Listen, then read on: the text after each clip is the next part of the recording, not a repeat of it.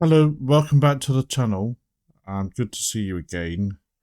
Today we're going to try something a little bit different. I'm just going to try to analyze some of my hands that I played recently. I say analyze, I mean, that's what we hope to do. It's probably going to be more of a description, and we'll see what we can analyze. So, primarily, we've been playing $5 nine max recently, as far as the cash game goes on PokerStars. So the graph that you see on the chart there is from my Holdem Manager. It's basically from the 1st of July, I think. Yes, from the 1st of July to today. So today is the 10th of August. So, it's about 40 days, 41 days. Um, it's only 15,000 hands, something like that. So it's still not a lot of hands. I don't know, what's that, about 300 hands a day, something like that. So I could do 10 times more than that, maybe even more. So, I had a little bit of time off, I think I said in my last video. So, and I kind of haven't really been able to play every day. But I've done what I can. I do need to play more, and I will be trying to play more. But we'll see what we can do. So 14,000, 15,000 hands overall, plus $100. So generally speaking, I mean, this is still really a snapshot. I mean, we're not, we'll have maybe I'll do another video in the next day or two, and we'll have a look at a lot more hands, but. There's still a lot of information I want to to try and glean from this, if you like. So, but I do appreciate this is not really too much of a meaningful sample. 14,000 hands. It gives us some information, but it doesn't give us everything really. We really need to be looking at 100, 200,000 hands to see what's really going on. But there was something here that really kind of stands out. If you look at this here, we start off reasonably flat, and then we have a really good, we shoot up. Okay, so, and then we go up a little bit more steadily here. And so, everything's okay up until that point. And then I had a session 2 or 3 days ago, actually on the 6th of August. I was playing 4 tables, and yeah, we fell off a cliff, and we went down minus 40, $50. So that's minus 8 to 10 buy-ins very quickly. And this has been a common theme for me, this kind of pattern of sort of steadily going up and then punting a lot of it away. Punting a lot of it away is probably not uh, the best description. Well, there might have been some punting. I certainly there might have been some tilting. I think there's certainly some bad play there, but I think there was some hands probably where we didn't really do too much wrong. And I think I might have said in my last video, yes, you're probably aware anyway that I don't go up all the time. It's been great this month or so, generally speaking. But I do have long, sustained, crushing periods where I just get killed by the variance. I get killed by tilt. I just get killed. And I want to learn from that. I'm sharing this with you, trying to be as open, as honest as possible. In terms of saying, well, this is what I do. Some of it's not pretty. Some of it's not good. Some of it's really fishy. And is there anything I can learn from it? So I'm going to show you what goes on for me and my thinking in these hands. And I've got my notebook here to make my own notes, which is really important because I will forget otherwise.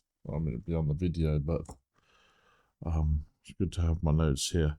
If you see anything, that I miss or would benefit from knowing, give up. Stop playing poker. God's sake. Get a life. I know. No, but put that in the comments and below.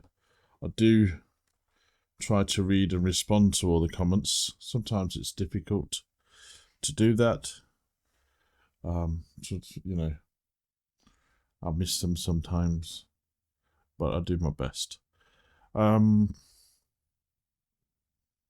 Yeah, so that's the graph. Let's have a look at the Pacific day. So here we got this event here, and this happened on the 6th of August. So let's just get into my filter editor. You want the date, the day, August 6th. Okay. Okay, so then we can see the graph for that day. We actually, overall on the day, I mean, the information is there. We've got total hands 1,200, 300. We're minus just under 3 buy-ins. So, at the end of the day, it was bad, but it wasn't too bad. We made a recovery. We can see the pattern here. We were plus 2 buy-ins very quickly. It was a great start. And then we slowly went down to 0. And then, boss, you can see here there's minus 1 or 2 buy-ins. And then this is probably tilt after that. This is like...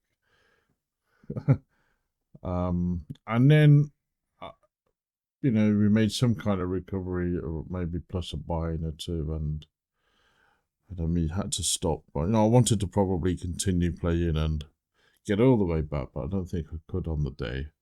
So that was the kind of day pattern. So that's what that sort of bit of mess looks like.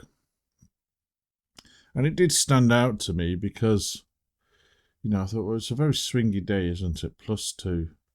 And then we go here from, plus 2 buy-ins to minus 8. So it's a minus, this drop here is minus 10 buy-ins in, let's say, about 200, well, about 800 hands. So, we're pretty much losing a buy-in every 80 hands or something, which is, every hour. I think when you're playing 4 tables, something like that. Okay, at 9 max. So, yeah. Well, actually, probably 4 buy-ins an hour if you play in 4 tables. So it's it's a pretty drastic, disaster. But this, this is not uncommon for me. This is what frustrates me, I think. And I need to, I really need to understand myself. Is this normal? Is this not normal? Is it me? Is it? I don't know.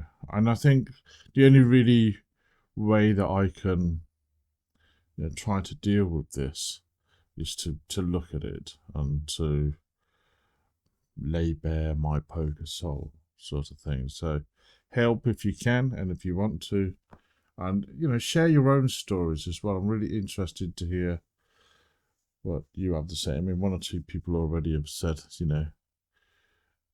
they have similar things happen, and so I'm sure I'm not the only one who has these kind of experiences. So that's the day.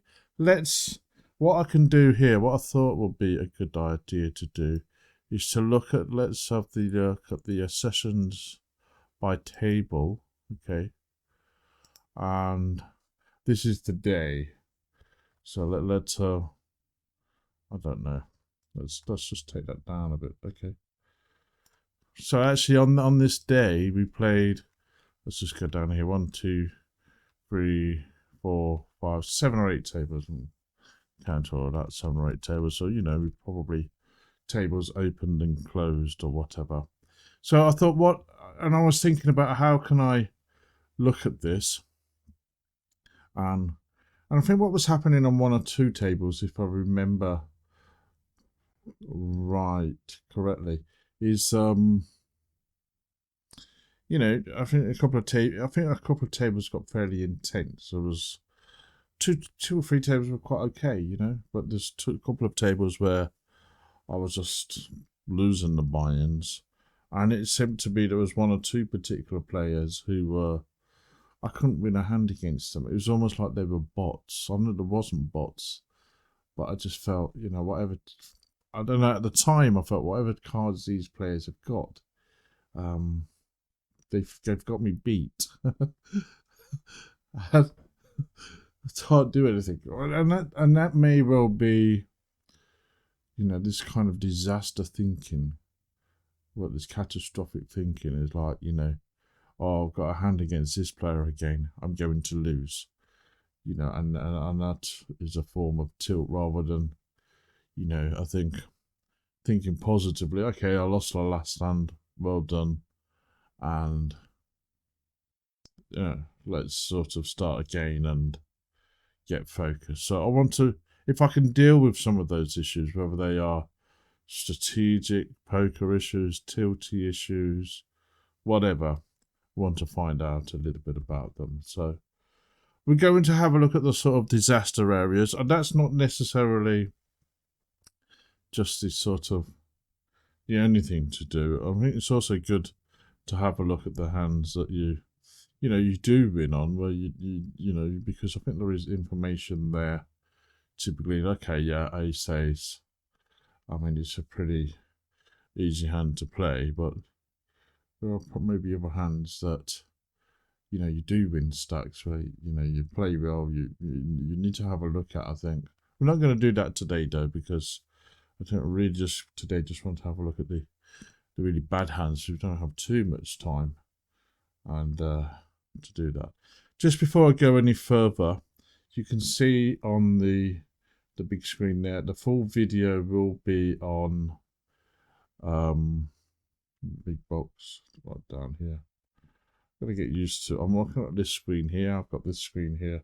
I've not really got my bearings yet, but on the video, the box down there, you can see the full video is going to be on my Patreon account. I think the minimum membership is $5 a month, one $5 buy-in. So if you enjoyed this video, then and you found any value from it or any of my other videos, and you want to see more content, please help me develop the channel by subscribing to the membership there. It does help me to buy computer equipment, cameras, and so on. There are a few more things I want to do, so that's that. And there's also another way you can help. There's a box under me there, and you can make a one-off donation using Gift app, and the links for those will be in the description. Okay, so yeah, so let's have a look at what we're going to do. I'm going to try to identify a couple of tables that we want to have a closer look at.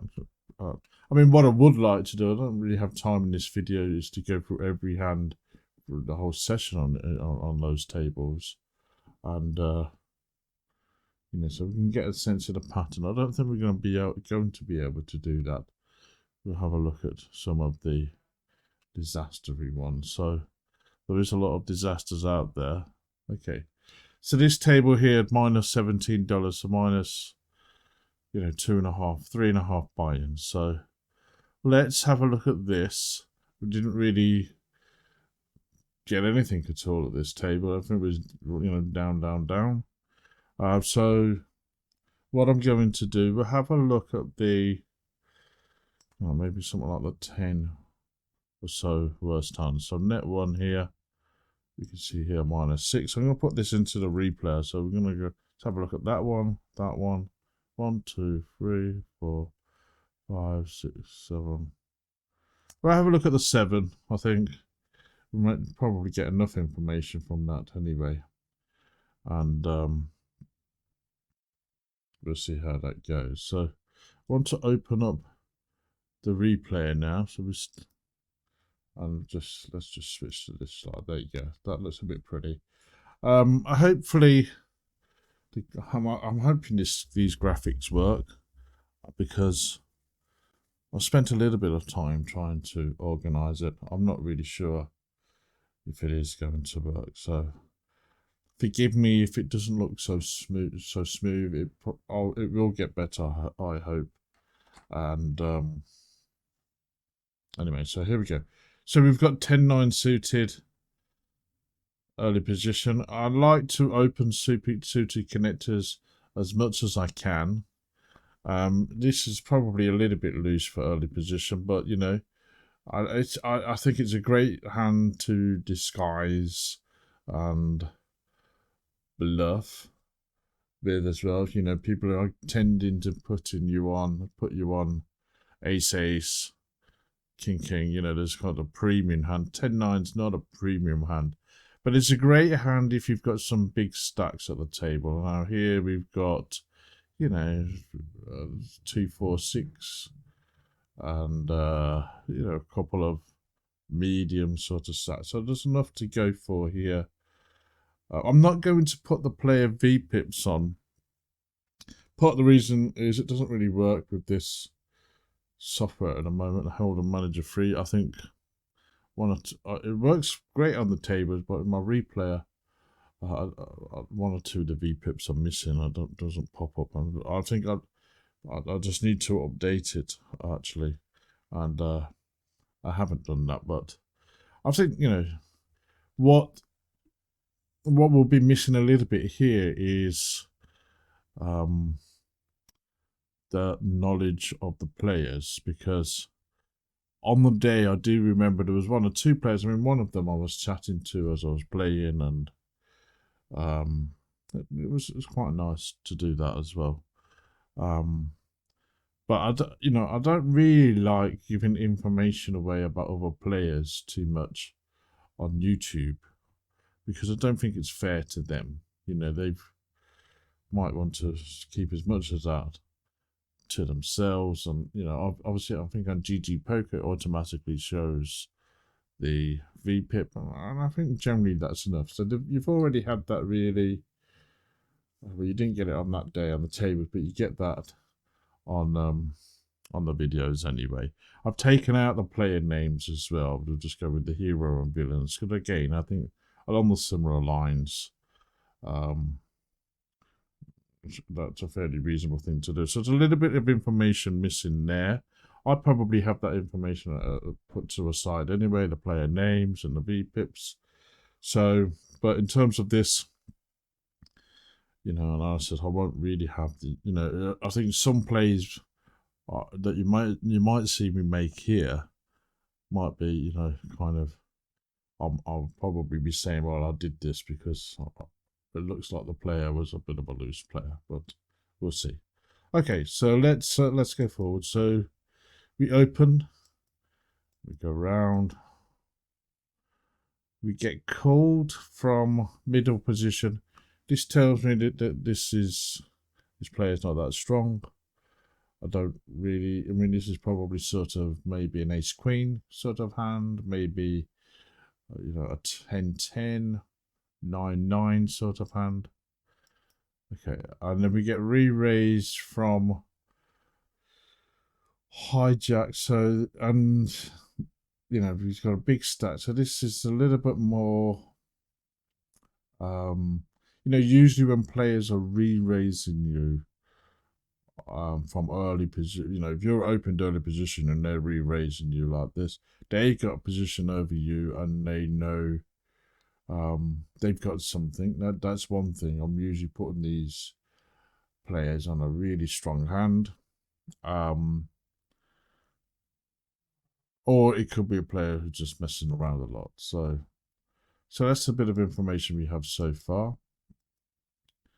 Okay, so we end up going 3 ways to the flop by the looks of it. I call, so that kind of tells them that I don't really have that much. But I'm happy to continue because of the stack sizes there. There's just enough to make 10-9 suited a worthwhile hand to play. And we go 3-way to the flop. Okay, so great. That's quite a good flop for us. I've got a feeling I already know what happens here in this hand. If I see, we've got a flush. Obviously, we flopped a flush, and really here we haven't got a strong flush, have we? 10-9. Is beaten by a better flush, and I think really here I'm looking to get this in 3-way. As I mean, I don't know what I'll do here, but this would be my thinking. I'll be looking to get it in because if somebody's got, you know, the ace of hearts, the king of hearts, probably going to call, and you know, it's we're playing for stacks here, but we've 22 in the pot already, so we'll have a look. So what do we do? I check. Let's have a look. I check. Now that's probably a mistake. I mean, I've just said all that. And I checked. I think what I was probably thinking here, check praise. Okay, so let's see if that's what I do. You know, so this guy is saying, well, you know, yeah, there's a flop here. I've got something. I'm happy with that. I'm happy to continue. And so is the other guy. So I'll say guy, but you know, forgive me, not very politically correct. So okay, so now we've got a lot of money in the pot. What we got is 44 big blinds. All those chips out there. So what do? I just put it in. So I think,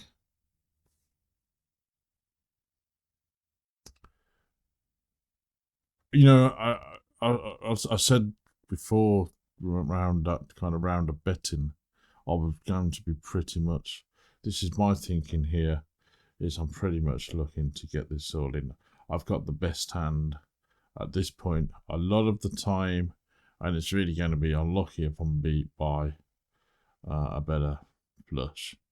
The odds of that happens obviously, but and then the other thing is, you know, the ace is out there, isn't it? I've said, you know, someone's got the ace or the king, but if someone's got a king or a queen and they want to go for it, queen might even fold. So it's really king summit of hearts is probably going to be the one that's obviously going to be calling, or a king heart draw might be calling here.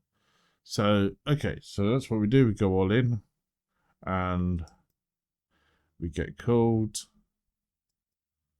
and it folds. So what does this guy have?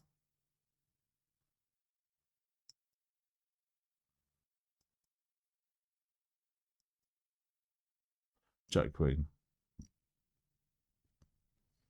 Okay, so I think that one was probably unlucky. You know, that was unlucky. I think. Tell me what you think. Did I overplay that hand? Would I play that hand differently in tomorrow? Probably not. Um, you know, so yeah. So I'm not sure. You let me know what you think. So Let's go to the next one. Jack is... I did have a big problem with Jack a few months ago. I think my Jack was doing really well overall. And then that fell off a cliff and I lost a lot of money with Jack. So I have made a particular effort to be a little bit more cautious than what I was being with Jack. So I can see here, you know, yes, Jack early position, but, you know, it has its vulnerabilities. So happy, but, you know, looking to be careful. So we open, we get called. So that tells us, I don't think there's a queen there. I don't think there's a king. It's probably an ace. Could be an ace king. Could be an ace queen. So, you know, I think Jacks are reasonably okay at this stage. Yeah. So this guy really goes for it. Now, I think that looks like a move that's either two things here. It's made by somebody at this level who's messing around, or it's made by somebody who has the nuts, ace or king or something, and really just overplays it, I think. Or it's made by somebody who has something like an ace king and just, you know, is very vulnerable, and it's just really sort of, they're just really doing this to make it expensive to continue. Okay, so not really happy with that, but I'm sure we continue what we do because we lost a lot of money on it. So okay, so we just call, and I don't think there's any point in re-raising here.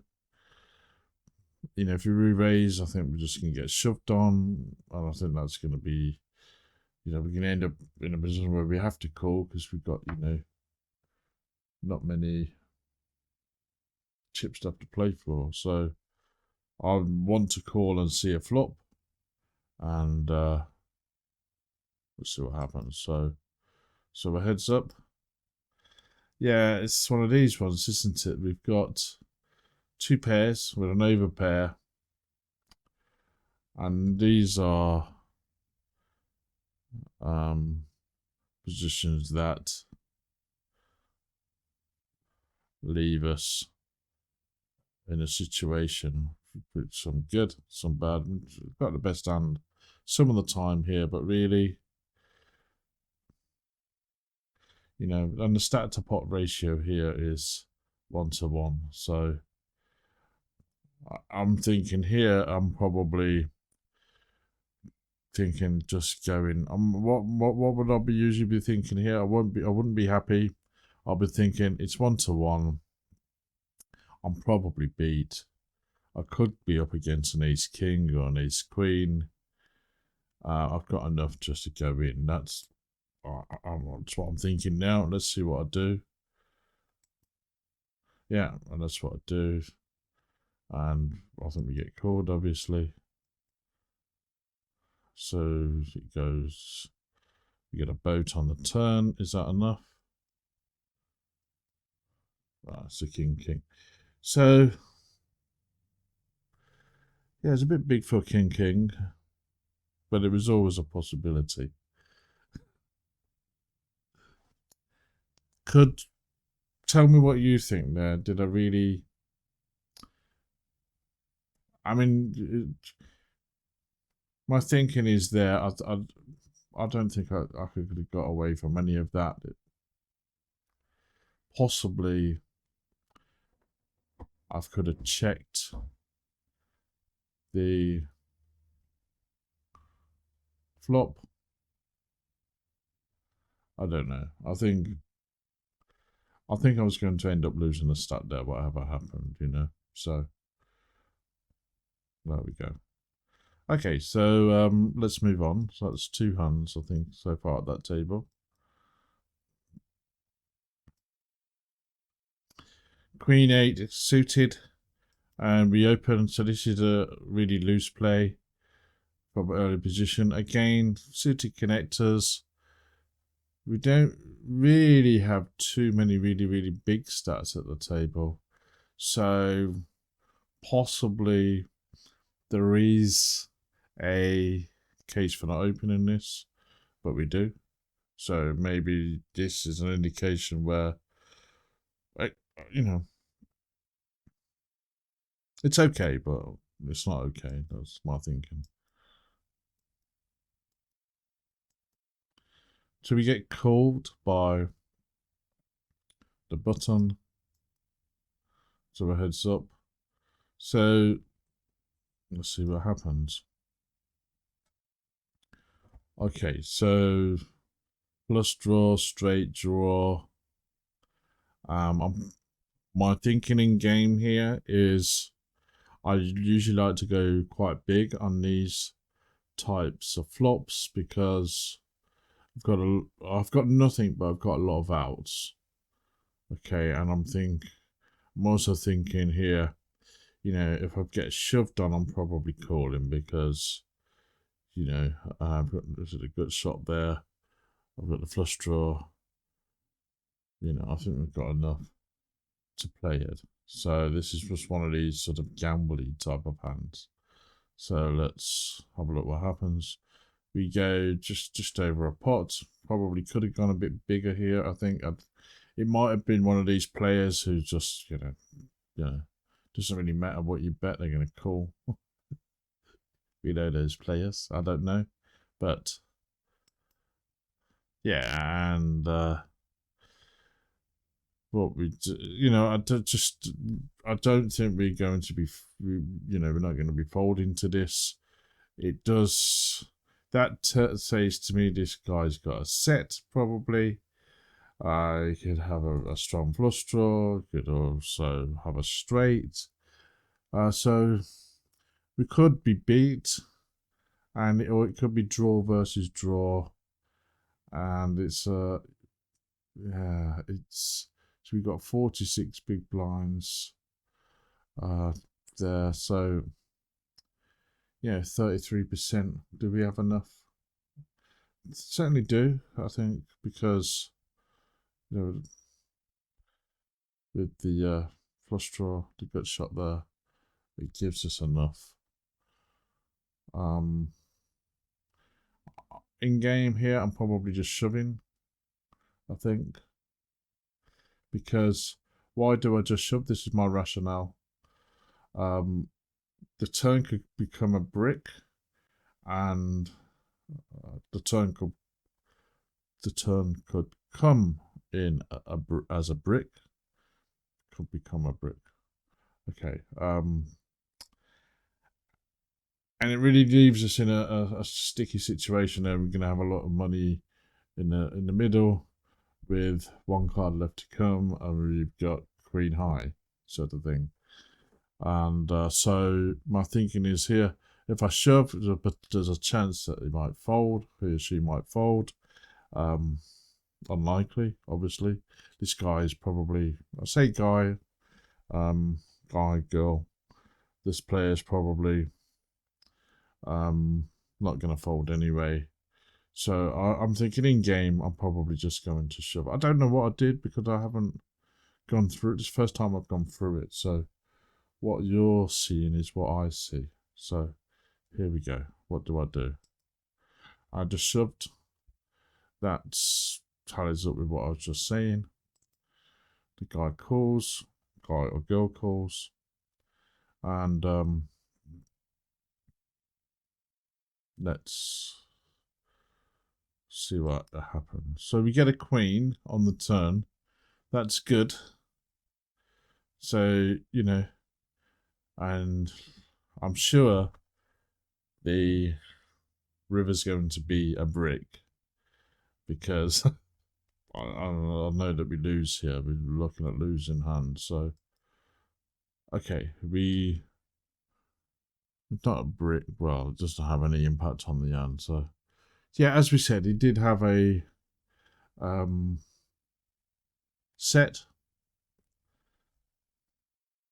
You know, I say here, I'm 57 and I'm doing my best to do just on that. I don't want to upset anyone. I don't intend to. When I say guy, he, whatever, I'm meaning that in a asexual kind of way. You know, male, female. It's, you know, so please don't think I'm a misogynist pig. I like to think that I'm not, but I'm sure I make mistakes sometimes because I'm not perfect. Okay, so let's move on.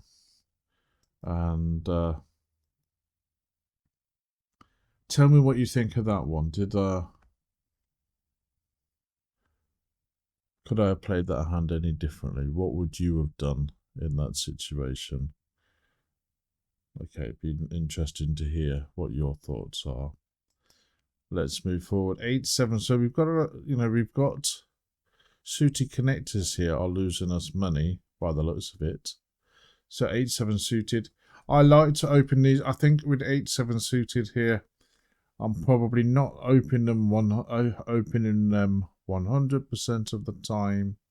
I'm trying, from early position, I'm probably reducing that quite a bit. And again here, there's not too many big hands to aim a suited connectors at. We've got short stack, short stack, short stack, short stack. So it's not really a suited connector-ish type of table. I think you want deep stacks there, at least one.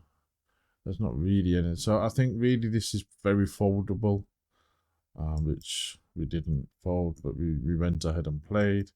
Let's see what happens.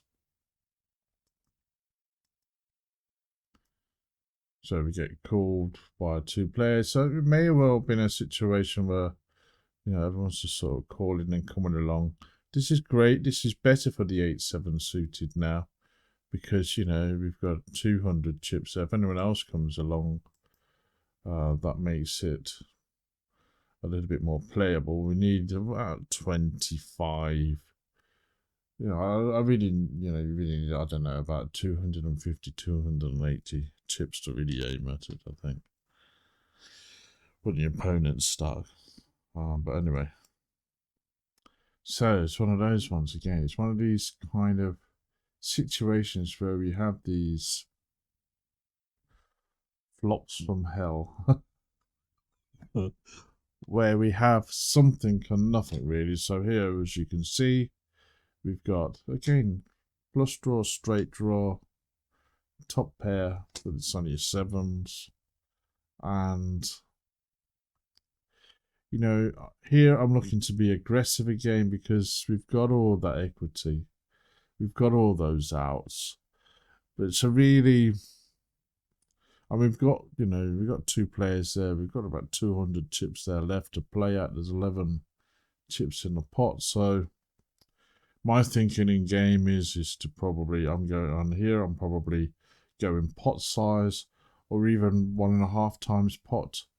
I think, thinking about this now, I probably, on that day, some of my bet sizes were a bit small, for whatever reason.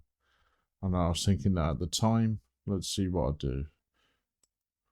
So I go just under pot. I think this bet size could have been bigger. I mean, this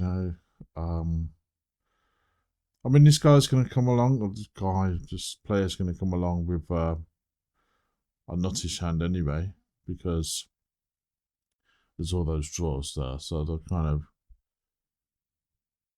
or it could be one of those players who doesn't really care, So they might have ace-2 or something. So let's see what happens. So he goes or she goes all in. They go all in.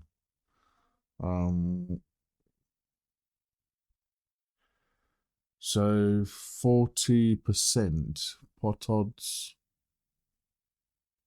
40%. So we have enough to go for it. I think with the flush draw, 6, 7, 8, runners for the straight draws. It's a marginal one. We got the pair of sevens as well, so we have a lot of outs. So we cool. Just complete bricks, turn and rivers. Just complete bricks. So I know that in game I'm just sort of after the last couple of hands you're just thinking, oh, that of all the cards left to come, you don't serve me a diamond. The other thing I was thinking, player could have run it twice. That's what I forgot to mention as well. I think I often think that as well. If you got an all in, some players could run it twice. I find that a lot of people do that on GG. They run it twice, so that's great. Not so many on PokerStars. I would say this. I was actually talking to a player the other day, and they didn't know that you could run it twice on PokerStars. So I don't think PokerStars really advertise it. I mean, it is there. If people don't know, you can run it twice on PokerStars. You just have to go into your settings and look at your gameplay or something, and you've got the options there. But I was certainly chatting to somebody in game the other day, so I didn't know you could run it twice. So I think that might be a communication issue with PokerStars. I don't really, it's a different look to GG, isn't it? GG, they like all these kind of sort of gimmicky type of things, don't they? So PokerStars, you need to have a look what's beyond there yourself. It's not really going to be advertised. So, okay, Jack. So here is Jack. It's a bit of an aggressive one with Jack, I think, on that board, but I can understand going all in because, there. But I come from an early position. I could have had ace, king. That's why I'm kind of having those areas. Ace, king. I think Jack's a little bit of an overplay, just shoving it. But he had the diamond, and he got a result. So yeah, I got slapped. So tell me what you think of that hand, and tell me, is my thinking out? Am I making big mistakes? I kind of sometimes it's great. I don't really have other people to talk to too much about my poker. I have some people to talk to about it, and I probably don't talk about it enough. I'm just very busy sometimes as well. I play and got other things to do, and it's the end of the day. So today it's time's gone, and there you go. So, but so it'd be great to have some more people to talk to it, talk about it too here. Okay, so let's move forward. Jack. Again, we've already mentioned Jack. So we have another position limp or a small bet here. So here, I think this is weak. But sometimes you get these early position limpers. They've got the nuts, they've got the ace, they've got, and the guy with the free as well. It doesn't necessarily mean they have nothing. It could be people disguising their hands a little bit. So we get another caller here, and the small blind comes along. So usually here I would be re-raising this by quite a lot. Let's see what I do. If I don't re-raise this, I'll be aiming to re-raise this about 12 or 15 chips, trying to thin out the field and get heads up. So what do I do? Now there's a mistake. Okay, so that's a big obvious mistake to me. Is I just flatted the jacks there. So I think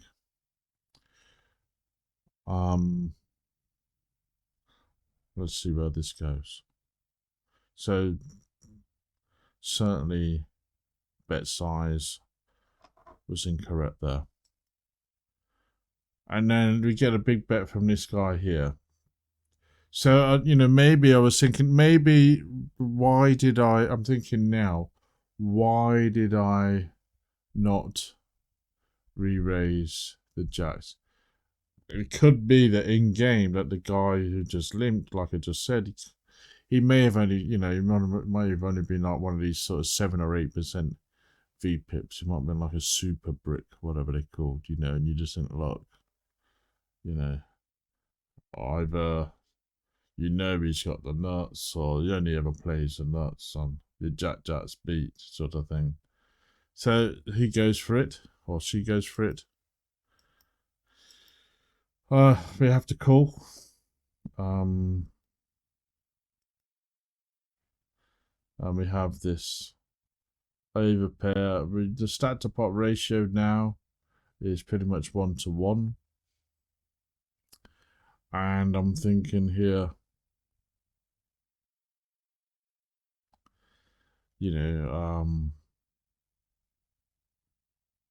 we've got the best hand sometimes. I check. Continues with a big bet.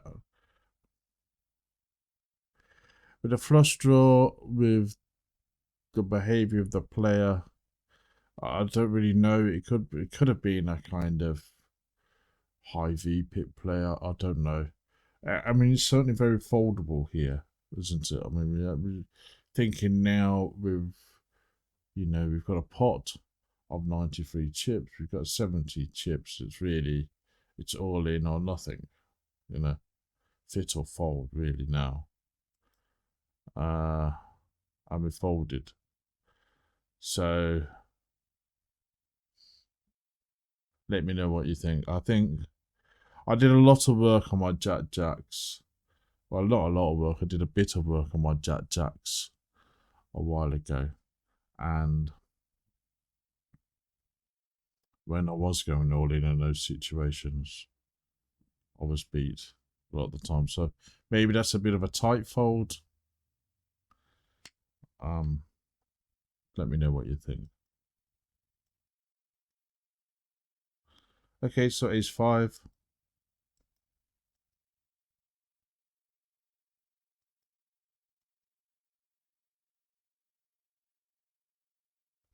Ace 5 here. I think again we just call. So I think that 30 should have been re-raised. I think so. I think here I have been flattening a little bit more in my 9-match games, and I think that's paid off a little bit, particularly at the sort of $5 games where it sort of seems to be playing a little bit more like a tournament, and re-raise with ace king all the time when everyone calls. A lot of the time you're left with nothing on the flop but ace high, So that could have been what I was thinking here. Is just okay. Let's try and get everybody in. We've got a hand that sort of plays really well post flop. Particularly we get a good connection on the flop, and try and take down some stacks here. But if I raise and get a heads up, it'll be a little bit harder to play. It's just my thinking. Multi-way, I think. I quite like suited connectors multi-way because you very often got a lot of reasons to continue. And when you do hit, generally speaking, other players are committed with whatever they got. They're over pairs or whatever, and then you can have your flush or your straights or whatever. So here we go. So we 4-way here, and again nothing flop. So what happens? Guy bets. I mean, We do have backdoor flush, backdoor straight. We do have an overcard. Plenty of reasons to continue. I think it's also plenty of reasons to fold as well. But, you know, so we call. We get the ace, so it's one of these, isn't it?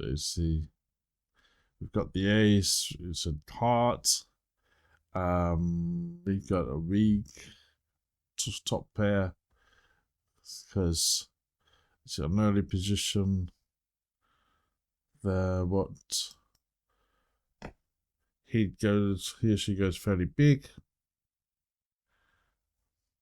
I mean, I should be calling, so if I don't call here, there is a mistake. I could also re-raise potentially, but that pretty much means that we're playing for stacks. Don't really want to be doing that with ace 5. What do I do? I call. I think that's good. Ish. It's good. Happy but not happy. Sort of thing. But the thing is, we've got, you know, a lot of money in the pot now, 50 big blinds. So we need help on the river, really. We don't get it, so he could have a flush draw. He could have king queen. You know, we've got top pair, but it's not a great top pair. I should really be just calling this, I think. I don't want to be messing around here. What do I do? I've folded. So I think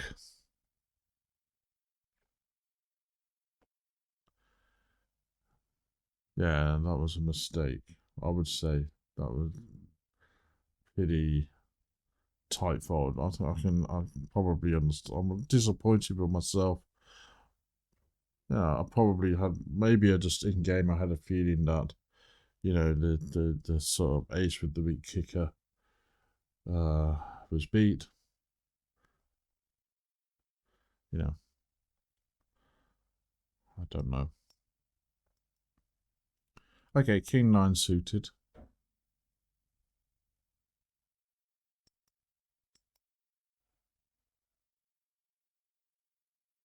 A lot of suited connectors here, so just telling me something. Don't play suited connectors. Just play ace, ace, king, king.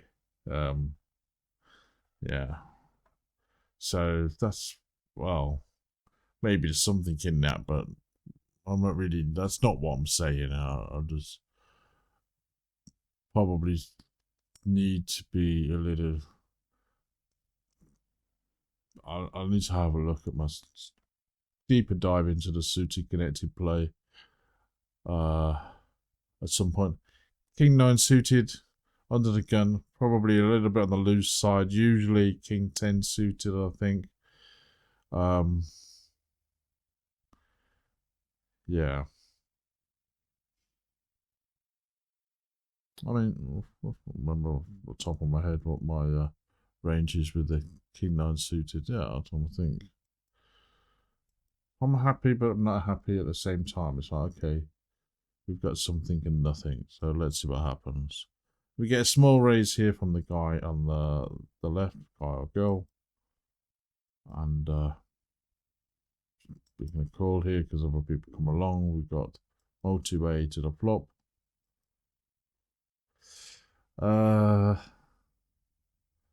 Open-ended straight draw. And we check. I think a small bet.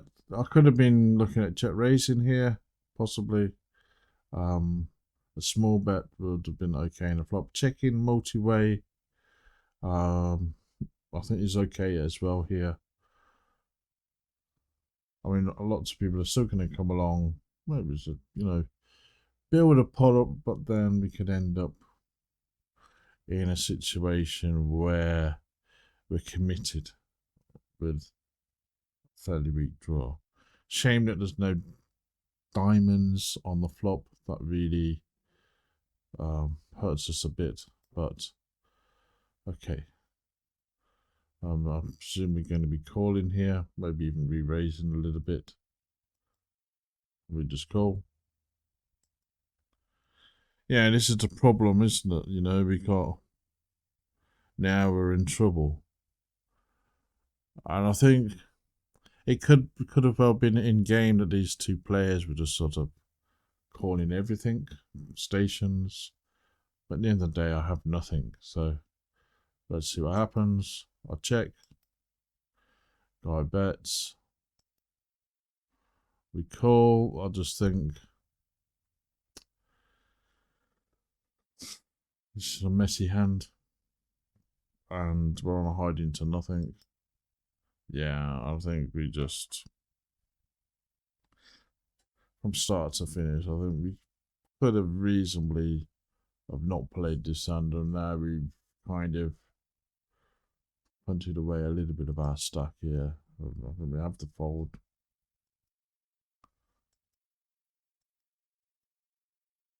We had a set. Okay, so I'm gonna pause it there. I was going to play. I'll have a look at another table. I probably will still do that, but that's about a 50-minute video here. The full video here will be available on Patreon. Hopefully you enjoyed that.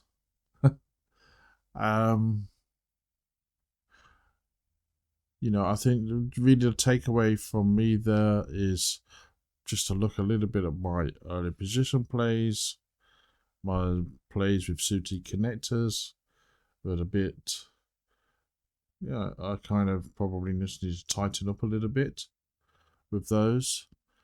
Some of my bet sizes were a bit small. I should be probably re-raising a little bit more. So 1 or 2 times that I called and I probably shouldn't have called. I think there was 1 or 2 hands where we were just beat, you know. And I think you have to, if you're playing fairly aggressive lines, which is fine, I think that means it's a little bit more variance comes with that. So, big like just 1 chip here, 2 chips there, and tip, tip, tip. Well, that's great, but you're not going up and down anytime soon, are you? So I think probably, with my sort of taggy style a little bit, I think you have to accept that you're going to get your good days and your bad days. And this was, well, at one point it was a really bad day, and we came back a little bit, as you saw from the chart. And so hopefully you enjoyed that. Let me know what you think in the comments. And I've enjoyed producing this video. I will be happy to produce a lot more like this. And let me know what you think. Take care. Have a great day.